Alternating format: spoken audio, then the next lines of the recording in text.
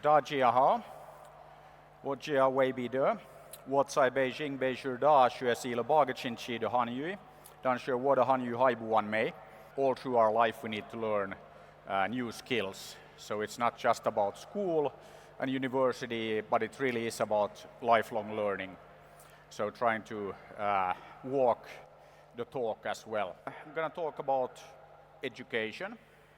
And before I go there, maybe kind of like a bit of my background. So I spent 6 years building the Angry Birds brand.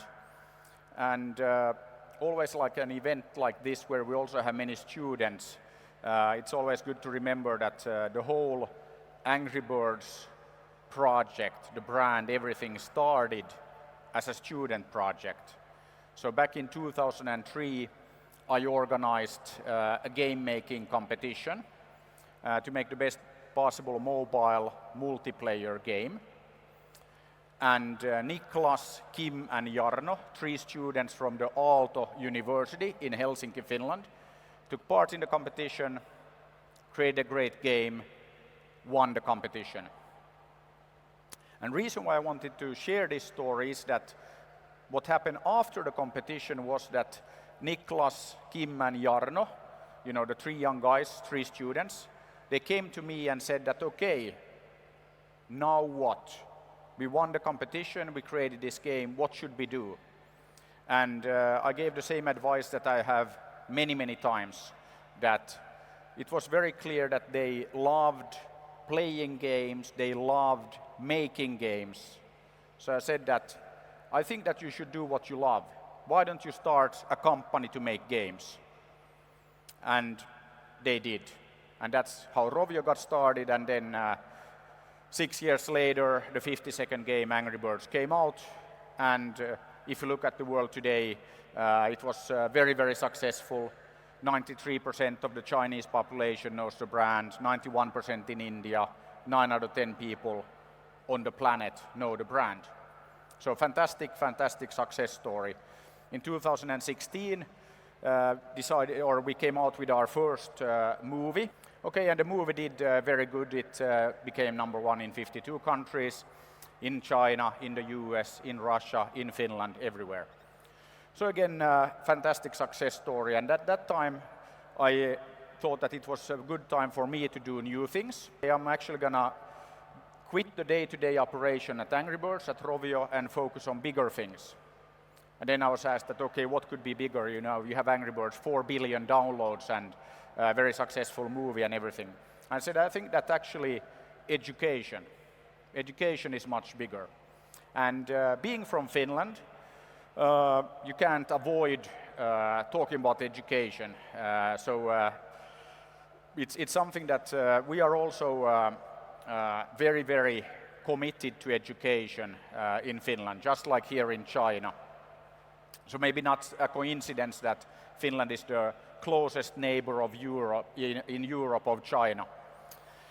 But one thing that I don't have any formal background in education, so that's something that I always start with. There's only 5 million of us in Finland. So Finland is like a small neighborhood here in Shanghai or Beijing. And not only did we create Angry Birds, we also created things like Nokia, Linux, MySQL, Supercell. Very small nation, and still managed to create some very big success stories. So how is that possible? Only 5 million in Finland, 1.3 billion here in China. And I think that one reason why is because fantastic education. I think education is really the foundation. This is why we have been very successful. So Finland has only been around as an independent country for 100 years. But about 50 years, we started really focusing on education. And we did big educational reforms, and I think the results have been very, very good. But then I think it becomes interesting. So as I said, I have no formal background in education, but I have 2 kids. son and a daughter. They are now 15 and 13. And of course, they go to school in Finland. And I have lots of friends in China, in Singapore, in Korea, in US, many places around the world. And of course, you know what happens when you travel a lot, like I do, and then you meet with your friends, and you talk about business, of course, but you also end up talking about the children. And a good friend of mine, Emily, she has a daughter that is the exact same age as my son. So they started school about the same time. And then I noticed that school in Singapore very different from Finland. So both countries, Singapore and Finland, always like at the top of the various PISA studies, all the rankings. In fact, Finland is the only non-Asian country that is always in the top 3 or top 5 of all countries in the world when it comes to education and PISA results. And Singapore is always up there as well. But then when I talked to Emily and we were talking about her daughter and her school days start very early, typically like 6 a.m. she starts her day. She spends the whole day in school, okay, and then there is some extra courses, some extra tuition after the school day. And at the end of the day, hours of homework. And that is repeated every day. And in fact, what has happened then in Singapore that it's also very competitive. So there is actually so much homework that many of the parents have started doing the homework on behalf of the children. Because the teachers call, the parents say that, your daughter or your son didn't do his or her homework. And then the parents have started doing the homework. So there is too much homework, so the kids can't even deal with it. And then I was like, but that's crazy. And then I was told that some parents actually go to school in the weekend so that they can teach their kids and they can know what the kids need to learn during the week. And also, it's quite common that the students buy their friends a new console game a day before an important test so that they will not be able to study and they will do poorly. Or that the kids are hiding school books from the other kids so that they will not do so well on the test. And then, for me, coming from Finland, I was like, what? I mean, the kids spend all their days in school. So when do they have to time to live life and learn about the important things? And then I was like, but they only have school. And I was like, okay. And then, with this amount of homework, that isn't that too much? I mean, there are studies that show that homework has no positive impact on learning before the age of 16. And also I think that when you have this kind of long school days and you really don't have time to go out and play, you don't learn about life, it really kills initiative, kills creativity. So then I look at my own 2 kids and, school in Finland. They go to school maybe 9 or 10 in the morning, they get home early afternoon, and what do they do when they get home? My son goes and plays football. I think he practices 5 or 6 times a week, so he's pretty serious about football, and he loves football. And then my daughter goes out and plays with her friends, or sometimes she goes riding, so she's in really, at that age, really loves everything about horses and riding and all of that. And then my kids get home, in the evening, and then they do 15 to 30 minutes of homework. And if you look at school in Finland, we deliver the same or better results as here or in Singapore or anywhere in Asia.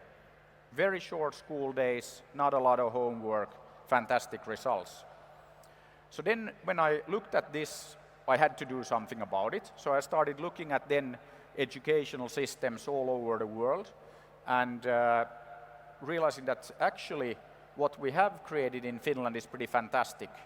That we have fantastic results, short school days, not a lot of homework, and I think it's a very different approach than what we see, in Singapore or in Korea or Japan or also here in China. And I think that that was why I started with mentioning that, okay, we actually have created some fantastic success stories, Angry Birds, Supercell, Nokia, Linux, MySQL, many success stories. So how is that possible? And I think that it is possible because our school system doesn't kill initiative. It doesn't kill creativity. In our schools, we actually prepare the students for life. There's a lot of learning together, working on projects, working on real-life problems. So it's really what I think school should be all about, preparing our kids for the future, learning life skills. I mean, one reason why the school days in Finland are very short, there are many academic studies that prove that you can only learn for 6 hours a day. And even with just 6 hours a day, you need to take lots of breaks because learning is very intense. And after learning, I mean, if you do longer days, it becomes memorizing. And memorizing is a waste of time. I mean, anybody can go online and find any information nowadays. What you need to do is you need to learn about how to learn. You need to learn how to work with others, how to solve problems together with other people. I mean, anybody here, and I mean all of us who work, know that there are very few jobs where you can only work alone and not, take others into account. So you have to be able to collaborate. So you have to learn for life. You have to learn life skills, how to negotiate, how to collaborate, not kill your creativity. Because there are very few problems out there that you can solve by memorizing things. There are new problems, and we all know that there's artificial intelligence, machine learning, technology is moving forward very fast. So we need to prepare our kids for the future. And we don't know what this future will be, so you have to be prepared for the unexpected. And I think that is something that our educational system should do, no matter if we're in Finland or China or Singapore or in America. I think it's very important. So this is why I have been really focused on education, because I think that it's the best way we can all work together to make the world a better place. And I think that on this note of making the world a better place, I think all entrepreneurs will tell you that we think that we can change the world, and we will. But I think with education we can do that at massive scale. So we can really change the world, and we can change it for the better. I think it's very important that we all work together on education and, preparing our young people, our kids, for the future. I also think that education is not just about, work and having a fantastic career and all of that. I think that we should also think about this little thing called happiness. In Finland, we are very happy about the fact that the United Nations just announced a couple of weeks ago their big global study on happiness. So guess which country came out on top? The happiest nation on the planet. Finland. And I think one reason for the fact that we came out as the happiest nation on the planet is that we have fantastic education. So we should think about education for happiness. It's not going to be easy to transform education everywhere. I mean, if I ask parents here, I might get the same answer that I got in Singapore, that, oh yeah, of course we do the homework on behalf of the kids because they need to get to the next level and they need to get into the really good university. So it's also about, not only about teachers, it's not only about the students, but it's about all of us and all of us parents, that we really need to think about this as well. So it's not going to be easy to transform education, but we will do it. I mean, there are 10 million teachers here in China, so we will train all of them, obviously, because I think teachers are really key. Did you know that in Finland every year tens of thousands of students or young people want to become teachers, but they can't? Do you know why? Because it's very difficult to get into the university to become a teacher, because it's a very popular job. It's a very appreciated job. It's a good job. It's a good profession. This is not the case in most places in the world. In Finland, it's more difficult to become a teacher than a lawyer or a doctor. So we need to make the teacher job more popular as part of this as well. So I'll conclude by saying that I think education is the only thing that we really can leave behind for our young people, for our kids. So it is the most important thing. But that doesn't mean that we need to create a crazy educational system where kids only have school and no life. So let's focus on providing our kids and our young people with a happy life. So we should work together on education for happiness. Thank you.